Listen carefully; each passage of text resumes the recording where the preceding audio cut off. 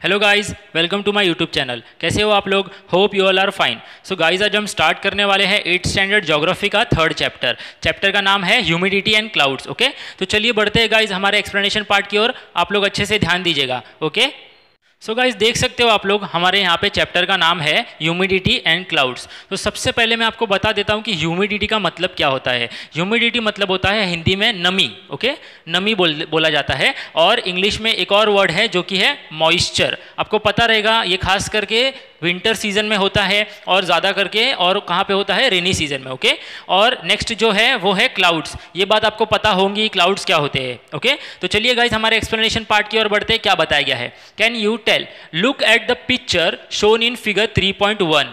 तो यहाँ पे गाइज 3 पिक्चर दिए गए हैं। ये तीनों जो है 3.1 के पिक्चर्स है। ओके, तो हमें ये पिक्चर्स देखने हैं।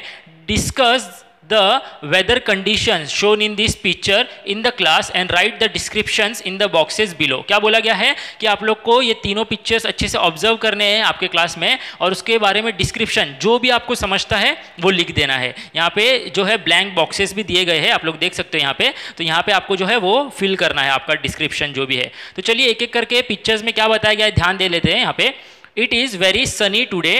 The wind has stopped blowing. I foresee sandstorm. Let's go quickly inside the house. तो एक पर्सन है फर्स्ट पिक्चर में, वो एक लेडी को क्या बोल रहा है कि आज बहुत ही ज़्यादा सनी डे है और मैं देख सकता हूँ कि सामने से एक क्या आ रहा है, विंडस्टॉर्म आ रहा है। विंडस्टॉर्म मतलब क्या होता है, सैंड का जो बवंडर रहता है वो। Okay, let's go inside quickly. Okay, यहाँ पे ये बंदा बोल रहा है कि लेट्स गो इनसाइड, मतलब चलिए घर पे चले जाते हैं जल्दी से। ओके, तो यहाँ पे जो लेडी है वो बोल रही है yes even I feel the same, come let's go fast. Okay, तो ये एक कंडीशन दिया गया है। नेक्स्ट वन देख लेते हैं। Buddy it is very hot today, yes Soham I am literally soaked because of the sweat. तो यहाँ पे 2 पर्सन के बारे में बातचीत हो रही है, दोनों फ्रेंड से बताया जा रहा है कि वो अपने फ्रेंड को बोल रहा है कि buddy it is very hot today, मतलब आज बहुत ही ज़्यादा गर्मी है। तो वहाँ पे जो दूसरा बंदा है वो बोलता है yes Soham I am literally soaked. Soak मतलब भीग चुका हूँ, बिकॉज ऑफ द स्वेट मतलब मैं पूरा पसीने से भीग चुका हूँ। स्वेट मतलब होता है पसीना। ओके, नेक्स्ट और लास्ट पिक्चर में क्या दिया गया है, children come fast wear your sweaters and then play again. यहाँ पे जो मदर है वो अपने बच्चों को बुला रही है जो खेल रहे हैं। Okay, mummy please wait let us play please. तो यहाँ पे जो आप लोग देख सकते हो पिक्चर में, आपको समझ में आ गया रहेगा कि ये कौन सी जगह है, ये ग्लेशियर्स वाली जगह है, कश्मीर, जहाँ पे स्नो गिरता है। राइट, तो वहाँ पे जो मदर है वो अपने बच्चों को बुला रही है कि come inside and wear your sweater, sweater पहन लो, बाहर बहुत ज़्यादा ठंड है। ओके, तो समझ में आ गया, तीनों जगह पे अपने को क्या दिया गया है, 3 अलग अलग क्लाइमेटिक कंडीशंस दिया गया है। फर्स्ट वन जो है वो रेगिस्तान का है, नेक्स्ट वन जो है किसी भी लोकल जगह का है जहाँ पे क्या हो रही है, गर्मी हो रही है, और जो लास्ट पिक्चर है वो कहाँ का है, वो स्नोई रीजन का है। समझ में आ गया आपको? तो चलिए बढ़ते हैं एक्सप्लेनेशन पार्ट की ओर। क्या बताया गया है देख लेते हैं, मैं आपको एक्सप्लेन करता हूँ, ध्यान दीजिएगा guys. Geographical explanation, generally we keep talking about the weather condition. Weather condition, weather मतलब क्या होता है, मौसम। तो आपको पता ही होगा, हम जो है मौसम के बारे में कभी कभार बात कर दिया करते हैं। जैसे कि जैसे बहुत ज़्यादा धूप होगी तो हम फ्रेंड्स में या फिर पेरेंट्स के साथ बैठे रहते तो हम लोग कहते हैं बाहर बहुत ज़्यादा धूप है यार, ऐसा। राइट, बहुत ज़्यादा ठंडी होगी तो फिर बोलते हैं ठंडी है। ओके, आगे देखते हैं। We can identify the weather condition through the conversation above. तो ऊपर जो पिक्चर्स में कन्वर्जेशन बताया गया था, कन्वर्जेशन मतलब होता है बातचीत, तो जो भी बातचीत बताई थी उससे हमें समझ में आ गया कि वहाँ का वेदर कंडीशन कैसा है। राइट, वी एक्सपीरियंस द डंपनेस और dryness in the air through out the year. तो यहाँ पे अभी चलिए स्टार्ट करते हैं। बताया क्या गया है, वी एक्सपीरियंस, अभी हम जो है हमेशा एक्सपीरियंस करते हैं द डंपनेस, डंपनेस मतलब होता है नमी। ओके, हवा में जो नमी है हम लोग हमेशा एक्सपीरियंस करते हैं, और dryness in the air through out the year, और कभी कभी ड्राइनेस मतलब सूखापन रहेगा, एकदम गर्म गर्म हवा आती रहती है। राइट, तो उसे भी हम लोग क्या करते हैं, एक्सपीरियंस करते हैं पूरे साल भर। ये चीज़ें, ये एक साइकिल है। राइट गाइस, तो ये पूरे साल भर होता रहता है। देख लेते हैं क्या बताया गया है, the changes occurring in the weather condition in desert areas. जो फर्स्ट पिक्चर हमने देखा था वो क्या देखा था, चेंजेस ऑकर हो रहे हैं कहाँ पे, डेजर्ट एरिया में, राजस्थान टाइप एरियाज। ओके, और अभी देख लेते हैं desert areas, coastal areas and mountainous areas. Coastal areas मतलब क्या होता है, जो समुद्र के किनारे वाली जगह रहती है वहाँ पे। तो देखिए डेजर्ट रीजन्स में भी क्या होता है, चेंजेस ऑकर होता है। कोस्टल एरिया, समुद्र के किनारे के वहाँ पे भी क्या होता है, चेंजेस ऑकर होता है। एंड माउंटेनियस एरियाज में भी होता है। माउंटेनियस एरियाज मतलब पहाड़ वाले इलाके।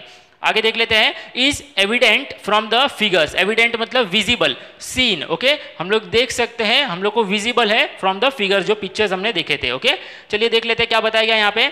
Rajasthan lies in a region with dry and hot air. आपको पता होगा राजस्थान ऐसा रीजन है जहाँ पे ड्राई और हॉट, बहुत ही ज़्यादा सूखा और बहुत ही ज़्यादा गर्म हवा बहती है वहाँ पे। Okay, there is hardly any moisture in the air. वहाँ पे बहुत कम ऐसा चांसेस है कि वहाँ पे क्या होगा, मॉइस्चर होगा एयर में। People wear loose cotton clothes. लोग जो है वहाँ पे कौन से कपड़े प्रीफर करते हैं, लूज और कॉटन क्लोथ्स प्रीफर करते हैं ताकि उससे ज़्यादा गर्मी लगे ना। सॉरी, देख लेते हैं क्या बताया गया है। Kashmir valley lies in a region with cold and dry air. Kashmir valley जो है मतलब कश्मीर का जो रीजन है वहाँ पे ज़्यादातर होता है कोल्ड और ड्राई एयर, मतलब बहुत ही ज़्यादा ठंडी और सूखी हवा रहती है वहाँ पे। Okay, moisture is minimal in the air. Minimal मतलब बहुत ही ज़्यादा कम। ओके, मॉइस्चर भी जो है बहुत ही ज़्यादा कम रहता है वहाँ पे एयर में। People cover themselves with warm clothes. वहाँ के जो पीपल है वो कौन से क्लोथ्स प्रीफर करते हैं, वार्म क्लोथ। वार्म क्लोथ मतलब गर्म कपड़े, sweater and all that. Okay, muffler and all that. आगे देख लेते हैं। In Mumbai the air is hot and humid. Mumbai में जो है एयर कैसा है, एनवायरनमेंट कैसा है, हॉट और ह्यूमिड। ह्यूमिड मतलब मैंने बताया था आपको नमी वाला मौसम। There the proportion of moisture is very high. वहाँ पे जो प्रोपोर्शन रहता है मॉइस्चर का वो कैसा रहता है, बहुत ज़्यादा हाई, मतलब नमी जो रहती है वो बहुत ज़्यादा हाई रहती है in the air. Okay, air में जो नमी जो रहती है वो बहुत ज़्यादा हाई रहती है। In addition if dark clouds cover the sky. अगर सपोज डार्क क्लाउड्स मतलब बारिश वाले बादल अगर स्काई को कवर कर देते हैं, the content of moisture in the air increases. अब देखिए डार्क क्लाउड्स आ गए मतलब वहाँ पे बारिश होने वाली है, अभी पहले से ही एयर में नमी है, साथ ही साथ बारिश हो गई तो मॉइस्चर का कंटेंट जो है एयर में क्या हो जाएगा, इंक्रीज हो जाएगा, बढ़ जाएगा। समझ में आ गया आपको। चलिए बढ़ते हैं नेक्स्ट एक्सप्लेनेशन पार्ट की ओर। क्या दिया गया है, in the above discussion the words hot, moist, cool etcetera, ये जो वर्ड्स है ये यूज किए गए हैं ऊपर जो डिस्कशन हम लोग ने पिक्चर में देखा था। Shows the condition of the air. और ये जो हॉट, मॉइस्ट, कूल ये क्या बता रहा है कि एयर का कंडीशन कैसा है। Okay, they relate to the content of the moisture. क्या बताया गया है कि वो किससे रिलेट करते हैं, मॉइस्चर का कंटेंट, मतलब मॉइस्चर में कौन सी कंटेंट है, एयर में कौन से कंटेंट है। देख लेते हैं यहाँ पे, they relate to the content of the moisture in the air, मतलब एयर में एक कंटेंट है, क्या है, मॉइस्चर है, राइट, वो उससे रिलेट करते हैं। Moisture in the air is invisible. Moisture कैसा रहता है, इनविजिबल, हम लोग देख नहीं सकते लेकिन हम लोग फील कर सकते हैं।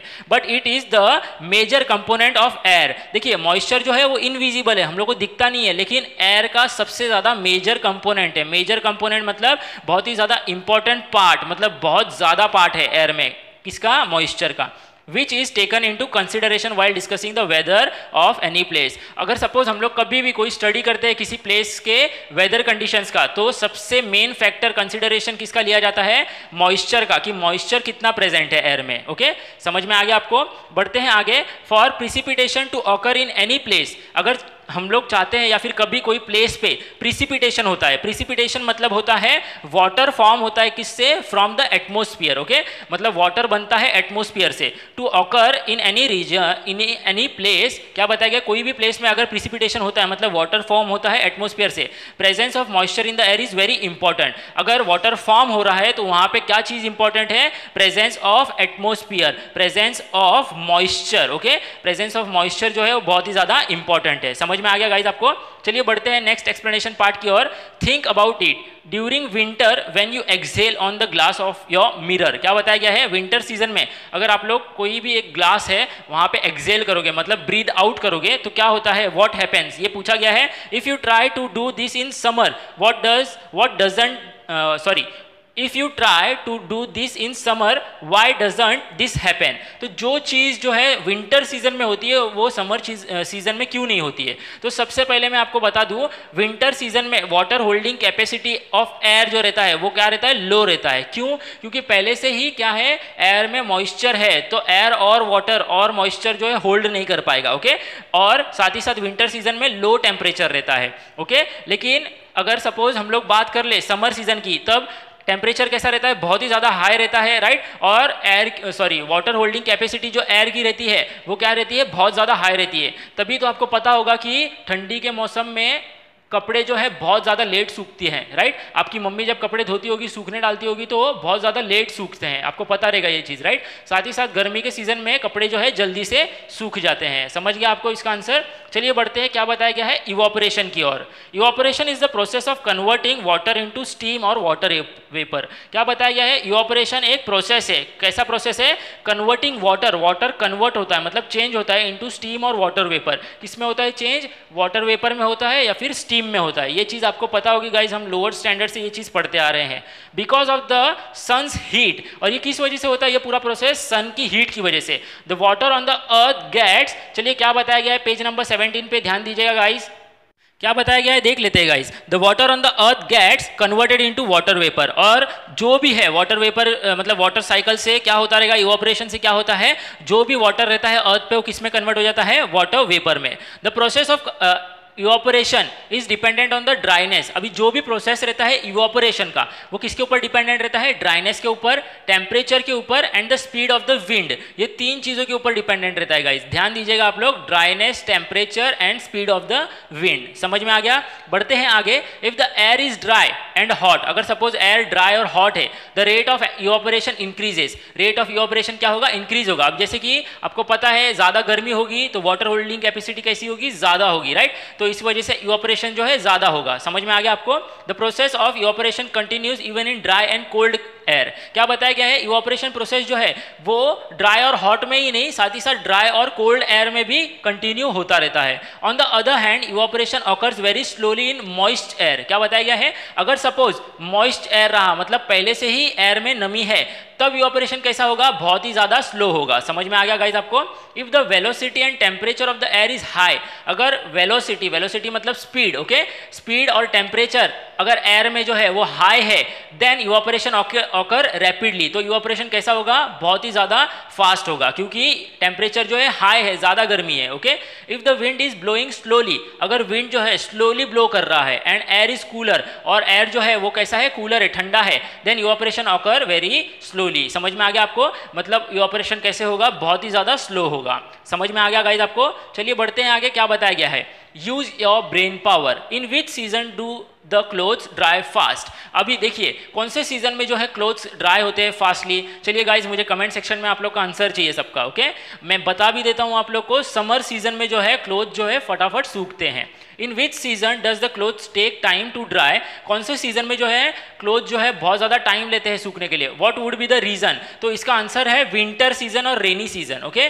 क्यों? क्योंकि मैं बता देता हूँ, टेम्परेचर जो है बहुत ही ज़्यादा लो रहता है, मतलब गर्मी ज़्यादा रहती नहीं है, और साथ ही साथ slows the process of evaporation. Evaporation process भी स्लो रहता है, राइट? पहले से ही एयर में नमी है तो वापिस से और एयर में मॉइस्चर कैसे आ पाएगा, राइट? तो इसीलिए ये प्रोसेस क्या होता है? बहुत ज़्यादा स्लो होता है विंटर सीजन में और रेनी सीजन में। समझ में आ गया गाइज आपको? बढ़ते हैं आगे। चलिए गाइज, नेक्स्ट टॉपिक क्या दिया गया है? Humidity in the air. The proportion of water vapour in the air is called its humidity. जो भी प्रोपोर्शन रहता है वाटर वेपर का एयर में, उसको क्या बोला जाता है? उसकी ह्यूमिडिटी बोला जाता है। द ड्राइनेस और डंपनेस, सूखापन और डंपनेस मतलब मैंने आपको बताया था नमी, वेटनेस of the air depends on the proportion of water vapour. अभी एयर जो है सूखा है कि मतलब ड्राई है कि गीला है, मतलब डंपनेस मॉइस्चर है उसमें, ये कैसे पता चलता है? तो ये उससे कैसे पता चलता है मैं आपको बताता हूँ। प्रोपोर्शन कितना है वाटर वेपर का एयर में, उससे पता चलता है। समझ में आ गया आपको गाइस? बढ़ते हैं आगे। Air can hold moisture in specific quantity. क्या बताया गया है?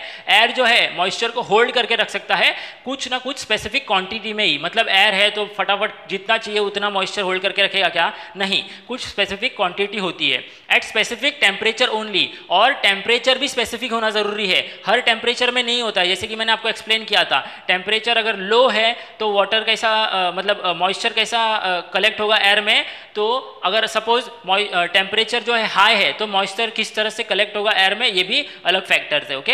As air cools down its moisture holding capacity reduces. क्या बताया गया है? जैसे ही एयर कूल होता है, मतलब एयर में ज़्यादा गर्मी नहीं होती है, तो वाटर होल्डिंग कैपेसिटी जो रहता है वो क्या होता है? कम हो जाता है, राइट? अभी गर्मी नहीं है तो पानी कौन इवापोरेट करेगा? मतलब गर्मी की वजह से ही होता है ना, तो पानी इवापोरेट नहीं हो पाएगा, मतलब वाटर होल्डिंग कैपेसिटी कैसा होगा? कम होगा। This implies that warmer air can hold more moisture than cold air. तो इससे हमें यह पता चलता है कि वार्मर एयर मतलब होता है गर्म हवा, कैन होल्ड मॉइस्चर, वो होल्ड करके रख सकती है मॉइस्चर ज़्यादा as comparatively cold air, okay. मतलब ठंडे हवा से ज्यादा मॉइस्चर कौन होल्ड करके रखता है? अपना गर्म हवा, ओके। समझ में आ गया आपको? आगे देख लेते हैं। At a certain temperature the moisture holding capacity of air becomes equal. कभी कभी क्या होता है, एक टेम्परेचर ऐसा टेम्परेचर आ जाता है कि मॉइस्चर होल्डिंग कैपेसिटी जो एयर का रह जाता है वो इक्वल हो जाता है। किससे इक्वल हो जाता है? To the proportion of moisture present in it. किससे इक्वल हो जाता है? उस कितना मॉइस्चर प्रेजेंट है, ओके, कितना मॉइस्चर प्रेजेंट है उसमें, उससे इक्वल हो जाता है। समझ में आ गया आपको? मतलब मॉइस्चर होल्डिंग कैपेसिटी साथ ही साथ कितना मॉइस्चर प्रेजेंट है, ये दोनों इक्वल हो जाता है एक सर्टन टेम्परेचर के बाद, okay. This condition of the air is called saturation of the air. ये जब कंडीशन होता है तो उसे क्या बोला जाता है? Saturation of air. समझ में आ गया गाइज आपको? गाइज ध्यान दीजिएगा, सैचुरेशन ऑफ एयर क्या होता है, समझ में आ गया होगा आपको, राइट। आगे बढ़ते हैं, क्या बताया गया है? Try this, carry out the following activity in a group. अभी यहाँ पे कुछ एक्टिविटीज दिए गए गाइज, आप लोग को ये एक्टिविटीज ग्रुप में कैरी आउट करने हैं, ओके। तो चलिए देखते हैं क्या बताया गया है। Take a colander tray which is deeper in the centre. हमें एक कोलैंडर लेना है। कोलैंडर मतलब गाइस होता है ऐसा टाइप का बाउल जिसके अंदर छेद हो ताकि उसमें वाटर जो है एक्यूमुलेट ना हो, बाहर आ जाए। मैं आपको पिक्चर दिखा दूंगा। या फिर आपको ट्रे लेना है विच is deeper in the centre, मतलब वो सेंटर में डीपर हो, मतलब थोड़ा गहरा हो। समझ में आ गया? मैं आपको गाइस कोलैंडर का पिक्चर दिखाता हूँ, ध्यान दीजिएगा आप लोग, ओके। सो गाइज आप लोग देख सकते हो यहाँ पे ये एक कोलैंडर है, देख लिया आपने। ये ऐसा बर्तन है जिसमें क्या है, छोटे छोटे होल्स है ताकि इसमें वाटर एक्यूमुलेट ना हो, ओके। तो हमें जो एक्टिविटी दिया गया है उसमें हमें इसका भी यूज़ करना है। समझ में आ गया आपको? चलिए बढ़ते हैं एक्सप्लेनेशन पार्ट की ओर, ध्यान दीजिए। तो क्या बताया गया इस देख लीजिए। Take a piece of sponge, क्या लेना है? स्पंज लेना है। स्पॉन्ज मतलब आपको पता रहेगा, राइट। आगे देख लेते हैं क्या बताया गया है। On the flat part of the tray make holes with the help of nails. जो भी फ्लैट पार्ट होगा ट्रे का, उस पर हम लोगों को क्या करना है? होल्स बनाने हैं with the help of nails, खीले जो रहते हैं उनकी मदद से। Keep the sponge on the centre of the tray colander, क्या करना है? स्पॉन्ज को एकदम सेंटर में रखना है, ट्रे में या फिर कोलैंडर के इसमें। समझ में आ गया आपको? मैंने आपको बता दिया है। आगे देखते हैं। Make sure there is no water in the sponge, और हमें ध्यान देना है कि वाटर जो है वो स्पॉन्ज में ना हो, वो हमें बाद में डालना है। समझ में आ गया आपको गाइज? देखते हैं आगे क्या बताया गया है। Pour water on the sponge with a big spoon. हमें जो है स्पॉन्ज में क्या करना है? बिग स्पून से पोर करना है वाटर, मतलब उसमें वाटर डालना है। आपको समझ में आ गया गाइस? मैं आपको पूरा एक्टिविटी दिखा दूंगा पिक्चर में। The student in the group should note how many spoons of water have been poured. जो स्टूडेंट्स रहेंगे ग्रुप में, मतलब आप लोग जो रहोगे करोगे, तब आपको ये चीज़ का भी नोट करना है कि कितना पानी जो है पोर किया है, मतलब कितना पानी आपने डाला है, कितना स्पून डाला है, okay. Keep pouring water with the spoon till the sponge become wait with water. क्या बताया गया है? तब तक पानी डालना है जब तक जो स्पॉन्ज रहेगा वो क्या हो? वेट ना हो जाए, गीला ना हो जाए। Note what happens if you keep pouring water even after that. अगर सपोज गीला हो जाता है स्पॉन्ज और फिर भी आप पानी डाल रहे हो, तब क्या होता है? तो उसके पीछे जो भी चीज़ें होगी, मतलब जो भी चेंजेस होंगे, वो आपको क्या करने हैं? नोट डाउन करने हैं। Now answer the following questions. अभी नीचे क्वेश्चंस दिए गए हैं, वो हमें आंसर करने हैं। तो गाइस सबसे पहले मैं आपको एक्टिविटी बता देता हूँ। देखिए आप लोग यहाँ पे एक ट्रे लिया गया है और एक कोलैंडर या फिर एक और छोटा ट्रे जिसमें हम लोग ने छोटे छोटे नेल्स से होल कर दिए, राइट। और फिर उसके बाद हमने क्या कर दिया? एक स्पॉन्ज ले लिया, कहाँ पे रख दिया? जो कोलैंडर टाइप बनाया था या फिर कोलैंडर लिया था उसके अंदर सेंटर में हम लोग ने क्या रख दिया? स्पॉन्ज रख दिया। समझ में आ गया आपको? अब यहाँ पे नेक्स्ट एक्टिविटी में आप लोग देख सकते हैं, यहाँ पे बताया गया है कि हम लोग ने स्पून से पानी डालते जा रहे हैं, पोर कर रहे हैं वाटर, राइट। और वो पोर तब तक करना है जब तक वो पूरी तरह से क्या हो जाए? गीला ना हो जाए। फिर बाद में भी कंटिन्यूस करते रखना है, और साथ ही साथ कितने स्पून डाले पानी के वो भी नोट करने हैं। समझ में आ गया गाइस आपको? चलिए बढ़ते हैं आगे। बताया गया कुछ क्वेश्चन, ध्यान देते हैं उनके आंसर्स क्या क्या है। आप लोग ध्यान दीजिएगा। What happened to the water which was poured initially, मतलब जो स्टार्टिंग में वाटर जो डाला था उसका क्या हुआ? मतलब वो अभी देखिए मैं आपको बता देता हूँ, वो वाटर जो है वो क्या हो जाएगा? स्पॉन्ज जो है वो सोक कर लेगा, मतलब अपने अंदर क्या कर लेगा? अपने अंदर ले लेगा। क्यों? क्योंकि वो स्पॉन्ज है, उसके पास भी वाटर होल्डिंग कैपेसिटी है, जैसे कि आपको पता है, राइट। लेकिन नेक्स्ट क्वेश्चन क्या दिया गया है देख लेते हैं। When you are pouring water on the sponge what did you expect. अभी क्या बताया गया है? जब आप पोर करोगे वाटर तब आप क्या एक्सपेक्ट कर रहे थे? तो मैं आपको बता देता हूँ। आप लोग ये एक्सपेक्ट कर रहे होंगे कि वाटर जो है स्टार्टिंग में आपने जैसे ही फर्स्ट स्पून डाला, आपने ये नोटिस कर लिया रहेगा कि वाटर जो है वो स्पॉन्ज जो है सोक कर रहा है, तो वो पूरी तरह से वाटर जो है सोक कर लेगा, गीला हो जाएगा पूरी तरह से, मतलब जितना भी पानी डालेंगे वो पूरा गीला हो जाएगा, राइट। नेक्स्ट देख लेते हैं। What happened when you pour more water on the sponge. क्या हुआ जब आपने ज़्यादा पानी, ज़्यादा वाटर जो है वो क्या किया? पोर किया, मतलब स्पॉन्ज में डाला। तो मैं आपको बता देता हूँ, वाटर ट्रिकल्ड हो गया होगा, ट्रिकल्ड आउट हो गया होगा, मतलब वाटर जो है लीक करना स्टार्ट हो गया होगा, बाहर निकलना स्टार्ट हो गया होगा स्पॉन्ज से, राइट। आपने ये आप अगर ये एक्टिविटी करोगे तो आपको समझ में आ जाएगा। What conclusion can you drive from this. इससे क्या कंक्लूजन मिलता है? तो मैं आपको बता देता हूँ, इससे ये कंक्लूजन मिलेगा एट अ सर्टन लिमिट, मतलब एक सर्टन लिमिट होगा, ओके। The water holding capacity of the sponge get ended and it becomes saturated, मतलब वाटर होल्डिंग कैपेसिटी जो है वो क्या हो जाएगा, खत्म हो जाएगा, मतलब फुल हो जाएगा, और इट बिकम सैचुरेटेड, मतलब जो भी स्पॉन्ज रहेगा वो पूरा सैचुरेटेड हो जाएगा। सैचुरेटेड मतलब होता है अपनी कैपेसिटी के हिसाब से वो जितना पानी चाहिए उतना क्या कर लेगा, सोक कर लेगा। समझ में आ गया गाइज आपको? होप सो गाइज आपको समझ में आ रहा होगा। कोई भी डाउट रहेगा गाइज तो मुझे आप लोग पूछ लीजिएगा। ओके, चलिए बढ़ते हैं हमारे पेज नंबर 18 की ओर, ध्यान दीजिएगा गाइज। तो गाइज आप लोग यहाँ पे देख सकते हो जिस तरह से हमने वाटर पोर किया था, जितना स्पॉन्ज का कैपेसिटी था उतना उसने वाटर सोक कर लिया, बाकी जो वाटर है वो क्या हो रहा है, वो ट्रे के थ्रू नीचे वाले ट्रे में जिसमें होल नहीं है उसमें आ रहा है। देख लिया आपने? तो इससे हमें ये पता चलता है कि कोई भी चीज़ रहती है उसकी एक कैपेसिटी रहती है, वाटर होल्डिंग कैपेसिटी, राइट, मतलब वाटर होल्ड करने की। और फिर जो भी रिमेनिंग वाटर रहता है वो होल्ड नहीं कर पाता है, वो वैसे ही रिलीज हो जाता है, राइट। तो एयर भी इसी की तरह है। मैं आपको एक्सप्लेनेशन दिखा देता हूँ, ध्यान दीजिएगा आप लोग। Geographical explanation. Let's suppose that the air is like the piece of sponge. Assumption ले लेते हैं, सपोज कर लेते हैं कि एयर भी एक piece of क्या है, स्पॉन्ज है, मतलब वो भी एक बड़ा सा स्पॉन्ज है। आप लोग ध्यान ऐसा अज्यूम कीजिए। How many spoons of water does the sponge absorb? अभी देखिए स्टार्टिंग में क्या बताया गया था, जितना भी स्पून डालोगे वो आपको नोट करके रखना है। तो कितना स्पून जो है वो स्पॉन्ज ने एब्जॉर्ब किया, कितना स्पून ऑफ वाटर, ये क्वेश्चन पूछा गया है। तो आप ये एक्टिविटी करोगे तो आपको इसका आंसर मिल जाएगा। After the sponge is full of water, जब लास्ट में स्पॉन्ज जो है पूरा भर गया वाटर से, ड्रॉप क्या बताया गया देख लेते हैं। Drops of water start trickling out, जो भी ड्रॉप्स थे वाटर, मतलब जो एक्स्ट्रा था वो ट्रिकल होने लगा, लीक होने लगा, फ्लो होने लगा बाहर, राइट। आपको ये एक्टिविटी करोगे तो आपको समझ में आ जाएगा।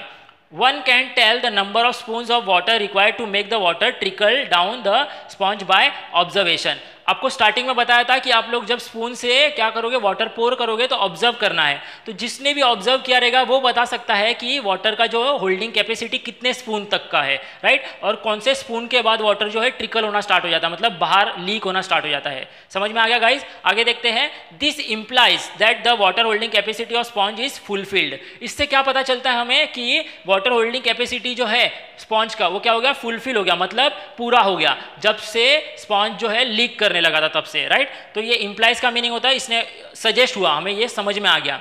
दिस मेक्स इट सैचुरेटेड, और स्पॉन्ज को क्या बना दिया इसने, ये स्पॉन्ज जो है वो सैचुरेटेड हो गया, मतलब वाटर होल्डिंग कैपेसिटी जितना था उतना पूरा हो गया, मतलब वाटर पूरी तरह से स्पॉन्ज की कैपेसिटी के हिसाब से एब्जॉर्ब्ड हो गया। समझ में आ गया गाइज आपको? बढ़ते हैं आगे। Similarly when the proportion of moisture in the air exceeds, क्या बताया गया है, इसी की तरह जब एयर के अंदर मॉइस्चर जो रहता है वो एक्सीड हो जाता है, मतलब पूरा हो जाता है, it's water holding capacity प्रिसिपिटेट्स in the form of rain. क्या बताया गया है, it's water holding capacity exceeds its water holding capacity. क्या बताया गया है, जब मॉइस्चर का एयर में वाटर होल्डिंग कैपेसिटी जो है खत्म हो जाता है, एक्सीड हो जाता है, precipitation in the form of rain और snow occurs on the earth. फिर बाद में प्रिसिपिटेशन होता है in the form of rain, rain होता है, स्नोफॉल होता है on the earth. Okay, precipitation मतलब मैंने आपको बता दिया था, formation of water from the atmosphere, मतलब वाटर फॉर्म हो रहा है, जैसे कि बारिश गिरती है, आपको पता रहेगा ये चीज, राइट। तो ये भी एक टाइप का क्या है, प्रिसिपिटेशन है। समझ में आ गया गाइज आपको? चलिए बढ़ते हैं नेक्स्ट पार्ट की ओर। क्या बताया गया है, the moisture holding capacity of air depends on its temperature. Temperature के ऊपर जो है डिपेंडेंट रहता है, क्या डिपेंडेंट रहता है, moisture holding capacity. Higher the temperature higher is the capacity, higher is the holding capacity. क्या बताया गया है, जैसा जैसा टेम्परेचर हायर होगा वाटर होल्डिंग कैपेसिटी भी कैसा होगा, हायर होगा। ज़्यादा गर्मी तो ज़्यादा वाटर जो है सोक होगा, मतलब ज़्यादा वाटर होल्ड होगा एयर में। Okay, we have learned earlier that as we go higher in the sky, ये हमने लोअर स्टैंडर्ड्स में या फिर अर्लियर पढ़ा रहेगा, जैसे जैसे हम स्काई में ऊपर जाते हैं द एयर बिकम्स कूलर, तो एयर जो है वो ठंडा हो जाता है, राइट, ये आपको पता रहेगा, राइट, हवा जो है ज़्यादा चलती है एयर में। So as per this rule, इस रूल के हिसाब से as we go higher the water holding capacity of the air will decrease. अब देखिए जैसे जैसे ऊपर जाएंगे एयर कूलर रहेगा, तो इसके हिसाब से हम लोग ये भी कंक्लूजन लगा सकते हैं कि जैसे जैसे ऊपर जाएंगे वाटर होल्डिंग कैपेसिटी जो रहेगा वो भी क्या होगा, डिक्रीज होगा, क्योंकि ऊपर जो हवा है कैसी है, ठंडी हवा है। ओके, तो ठंडी हवा ज़्यादा पानी जो है सोख पाएगा क्या, नहीं सोख पाएगा। समझ में आ गया आपको? The following table will make it clear.